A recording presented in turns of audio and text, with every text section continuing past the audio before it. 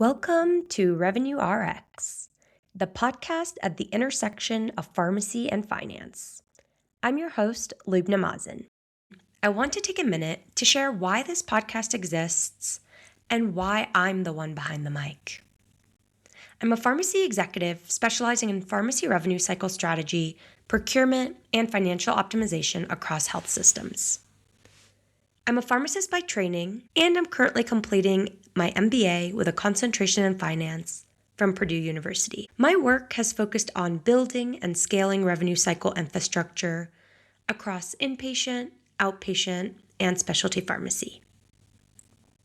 I've led enterprise-level initiatives across prior authorizations, charge capture, and high-cost therapies, including cell and gene therapy, with a focus on optimizing margin and expanding patient access.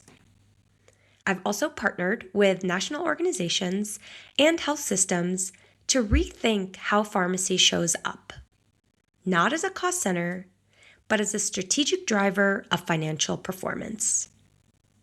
Most of what I know today comes from being in the world of pharmacy revenue cycle, navigating payer requirements, interpreting CMS updates, and figuring out how to connect operations, billing, and reimbursement in a way that actually works.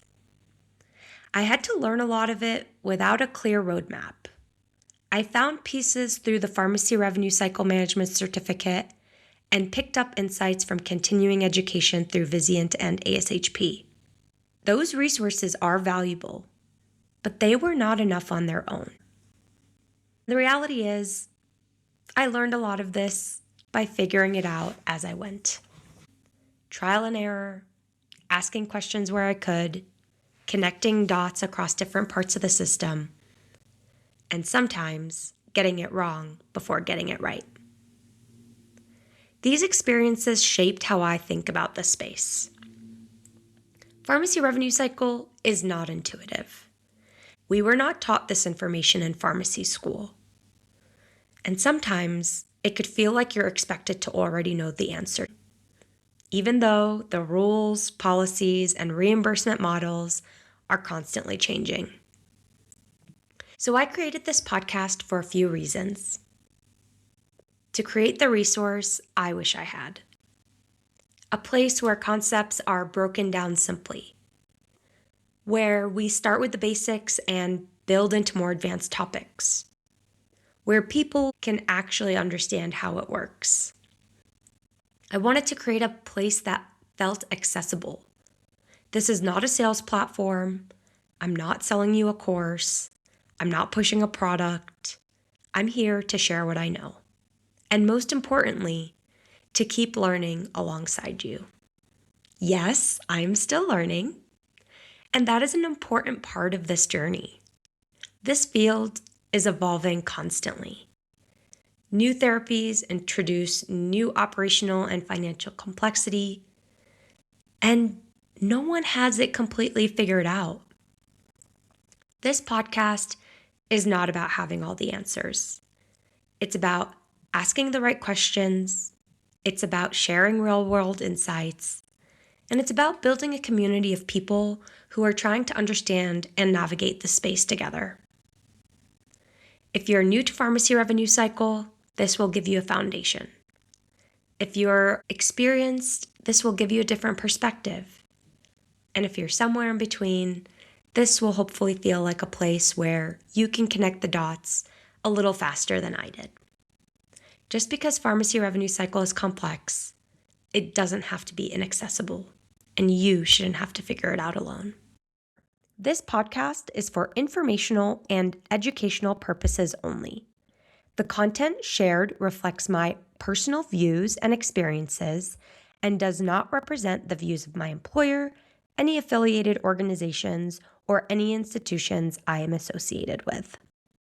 Topics discussed on this podcast should not be interpreted as legal, financial, medical, or reimbursement advice.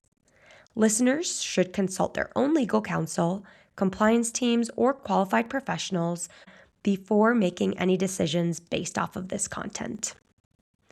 All examples and scenarios discussed are generalized and de-identified to protect confidentiality and comply with applicable privacy laws. While I strive to provide accurate and up-to-date information, healthcare regulations, payer policies, and reimbursement models are constantly evolving. So please be sure to review the most up-to-date information. With all of that out of the way, let's start with the foundation. What is pharmacy revenue cycle, and why does it matter right now? At its core, pharmacy revenue cycle is everything required to ensure that a medication is not only clinically appropriate, but also reimbursed accurately. It spans the full continuum, starting with benefits investigation and patient access, followed by prior authorization and payer alignment, clinical documentation and order verification, charge capture and coding, billing and reimbursement, denials management and appeals, and personally, I also like to include procurement as part of the equation. Most organizations treat these as separate workflows owned by different teams. Pharmacy handles the drugs, revenue cycle handles the billing, and finance looks at the number after all has been said and done. High-performing organizations, however, do something very different. They treat this process as one integrated system with clear ownership, accountability, and feedback loops across the entire life cycle. And that distinction is where the opportunity sits. When one part of the system breaks, the downstream impact is immediate. You see delays in therapy initiation. Administrative burden increases, and the denials start piling up. Ultimately, you see revenue that is either delayed, reduced, or lost entirely. Now, this has always mattered. But it matters more now than ever because the reimbursement landscape is shifting in real time, and the price of drugs is rising at an incredible rate. With ongoing updates from the Center of Medicare and Medicaid Services, we're seeing continued pressure on reimbursement across all fronts. There is increasing focus on site of care optimization, where payers are pushing therapies out from higher cost hospital settings into lower cost ambulatory or home infusion environments. That directly impacts how and where pharmacy services are delivered. There is also increased scrutiny on medical necessity. Documentation is no longer a downstream requirement. If the clinical story is not clearly articulated from the beginning, reimbursement becomes significantly more difficult and appeals become the norm instead of the exception. We're continuing to see meaningful shifts in the outpatient prospective payment system, otherwise known as OPPS. Payment rates, status indicators, and 505(b)(2) billing are all evolving, and these changes are directly influencing reimbursement performance and exposing areas where margin is eroding. Layered on top of all of that is the rapid pace of change in drug pricing policy, particularly in the 340B drug pricing program. Over the past several months, the level of volatility has intensified, adding another layer of operational and financial complexity for health systems to navigate. Pharmacy sits directly in the middle of all of that. Medications are one of the highest cost drivers in health systems and one of the most controllable. But here's the gap. While the external environment is evolving quickly, many internal pharmacy and revenue cycle processes have not kept pace. And that is where we start to see the misalignment. In my experience, some of the biggest opportunities are not in completely new strategies. They are in fixing foundational processes that were never fully built to begin with. Let's start with an example: charge capture. It sounds basic, but it is one of the most common areas of revenue leakage. If a medication is administered but not captured correctly in the system, it doesn't matter how strong your contracting is or how clean your claim submission is. The revenue is already compromised. And it's not always a technology issue. Often it is a workflow or unclear ownership or gaps in training. It's a lack of reconciliation between what was dispensed, what was administered, and what was billed. Next on my list of items to target is prior authorizations. Many organizations treat prior authorizations as a task, something to be completed so that care can move forward. High-performing organizations treat prior authorizations as a strategic function. They ensure that clinical documentation aligns with payer policy from the start.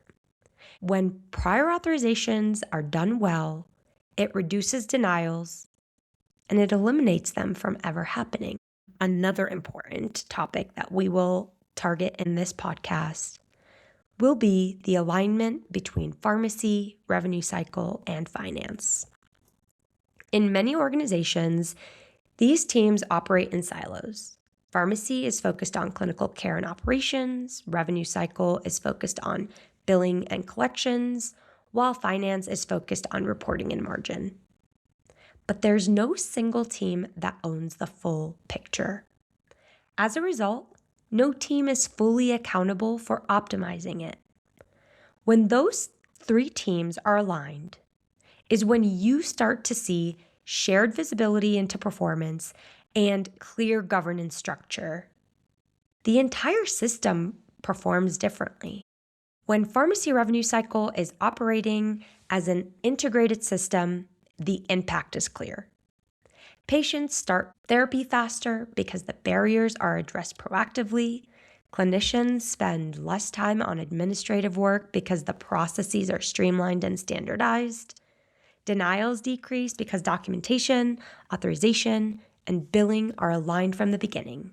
And financial performance improves because revenue is captured, billed, and collected more effectively.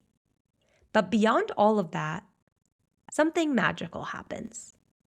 There is alignment between clinical excellence and financial sustainability. That is where pharmacy leadership needs to operate moving forward. Not just as subject matter experts in medications, but as strategic leaders who understand how those medications move through the financial ecosystem. The pharmacy does not take ownership of this space, someone else will. And they will not have the same level of clinical insights. Looking ahead, this is just the beginning of the conversation. In future episodes, we'll go deeper into areas that drive the most impact. We'll break down how to design and implement high-performing prior authorization models, including centralized and technician-driven approaches. We'll talk about revenue integrity and how to identify and close gaps in charge capture.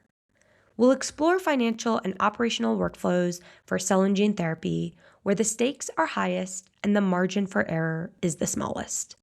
We'll cover inventory strategy and how procurement and utilization decisions directly impact financial performance.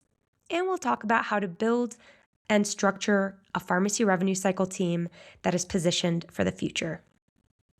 The goal is simple: to give you the insights, the language, and the strategy to elevate pharmacy within your organization. Because this is not just about capturing revenue. This is about enabling access, sustaining innovation, and ensuring that health systems can continue to deliver high-quality care in an increasingly complex financial environment. Healing patients is the mission. Protecting the margin is the strategy. This is Revenue RX.